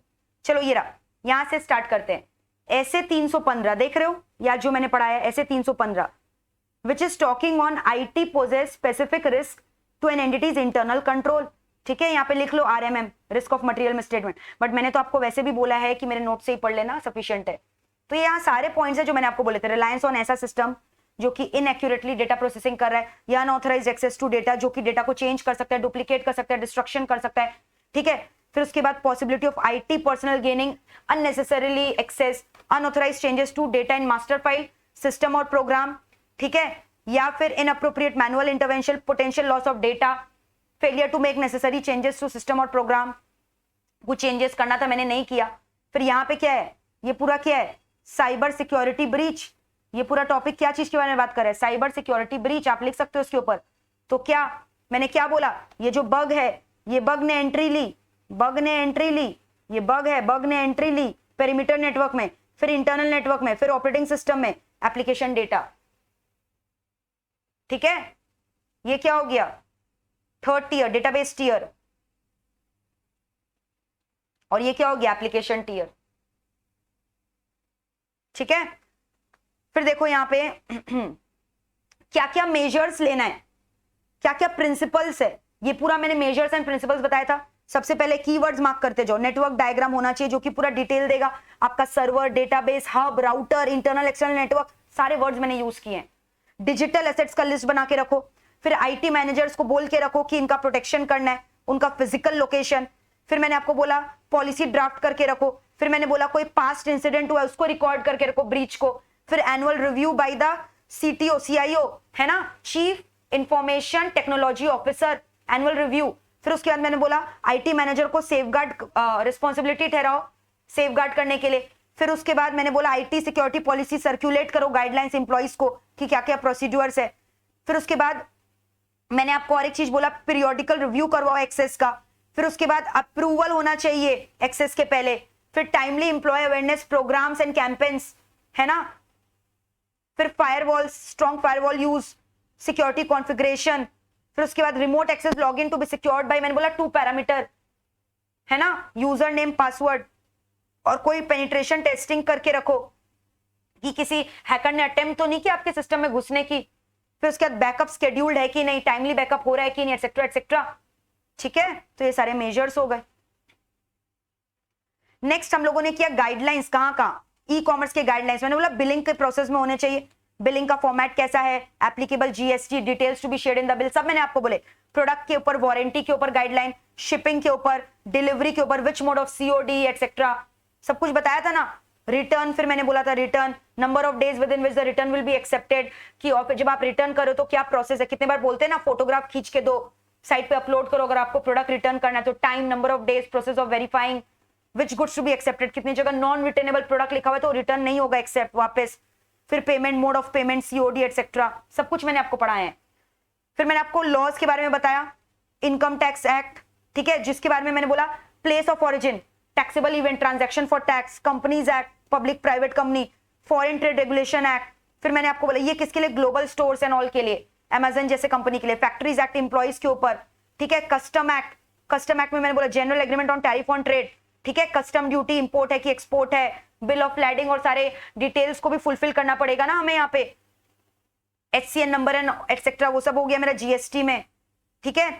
फिर Indian contract act, competition act में आप फ्यूचर, रिलायंस फ्यूचर और अमेजन वाला एग्जांपल लिख लो, रिलायंस फ्यूचर अमेजन, ठीक है, Amazon is an e commerce company.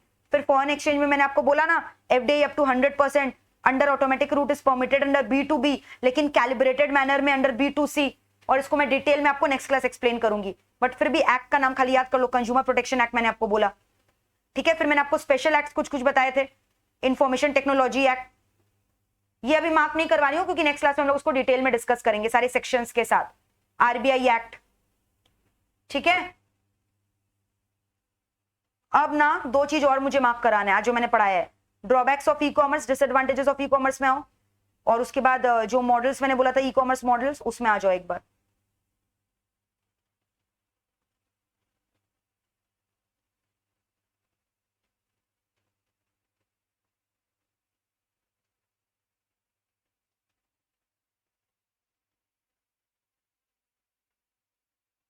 देखो ये मार्क कर लेते, एक बार आ जाओ। ये मैंने आपको एक्स्ट्रा बोला C2G बताया ना, C2G consumer income tax india.gov.in का मैंने एग्जांपल दिया आपको, और आप एग्जांपल क्या चीज का लिख सकते हो बताओ, जीएसटी वाला है ना, gst.gov.in, ये भी हो गया है ना, जहां पे सारे कंज्यूमर के ट्रांजैक्शंस विद गवर्नमेंट कवर्ड रहते हैं। फिर G2C में मैंने आपको बोला ना, फिजिकली आजकल गवर्नमेंट को जाके अपने कंप्लेन लिखने की दरकार नहीं है, इसका एग्जांपल लिख लो, ओम्बड्समैन। और फिर मैंने आपको क्या बताया था, www.umang वाला, उमंग साइट, उमंग लिख लो। फिर जैसे यहाँ पे ई सेवा उमंग के अंदर ही आपने देखा था, ठीक है। तो ये सारे हो गए। कंज्यूमर को फीडबैक देना है, उनका ग्रीवेंसेस रिजॉल्व करना है, तो देखो ये हेल्प करता है कंज्यूमर के टाइम को रिड्यूस करने का, है ना। हायर अथॉरिटी को ऐसे रीच कर सकते हैं without going around in cities. Alright, फिर मैंने B2G बोला, इसका एग्जांपल आप लिख लो, जहां पे ऑक्शंस एंड ऑल होता है, गवर्नमेंट का www. क्या बताया था ना, eprocure.gov.in, जब बिडिंग्स एंड ऑल होता है, ठीक है, या फिर जहाँ पे बिजनेसेस लोग टैक्स पे करते हैं, वही इनकम टैक्स वाला वेबसाइट से, वो भी इसका एग्जांपल हो गया, ठीक है। अब यहाँ पे बोल रहा है ई कॉमर्स का फ्यूचर, जिस हिसाब से ट्रांजैक्शन चल रहा है, बोला गया है 2027 तक ई ट्रांजैक्शंस, ई कॉमर्स मार्केट का जो ट्रांजैक्शंस है, that will be around $20 billion, it will reach around $20 billion, ठीक है, बाय द ईयर 2027। चलो अब इसके बाद एक चीज और बच जाता है, वो मार्क करवा देती हूँ, ड्रॉबैक्स ऑफ ई कॉमर्स, ये रहा डिसएडवांटेजेस, ठीक है।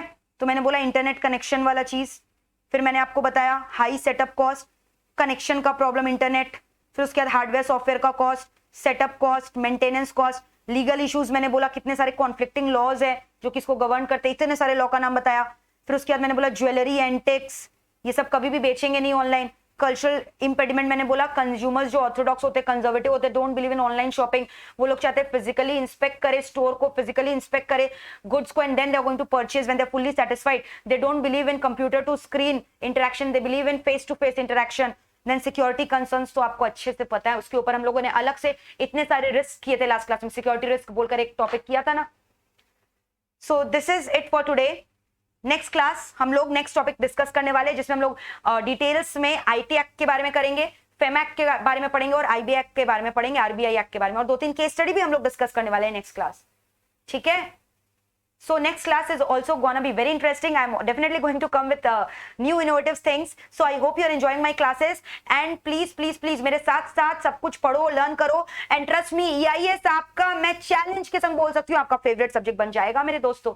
तो जरूर से मुझे बताना कि आपको मेरा क्लास कैसा लग रहा है. Are you enjoying the classes or not? ठीक है. And भूलना मत किस तरह से बग ने एंट्री ली, कहाँ पे बग ने एंट्री ली, इंटरनेट के जरिए, कहां पे, पेरीमीटर में, पेरीमीटर के जरिए फायरवॉल को ब्रेक करके कहां पे घुस गया, इंटरनल सिस्टम में, इंटरनल नेटवर्क में, यूजर कंप्यूटर में, फिर वहां से कहां पे घुस गया, यूजर ने क्वेरी जनरेट की ऑपरेटिंग सिस्टम में, फिर वहां से डेटाबेस में एक्सेस कर गया एंड क्लाइंट टियर में.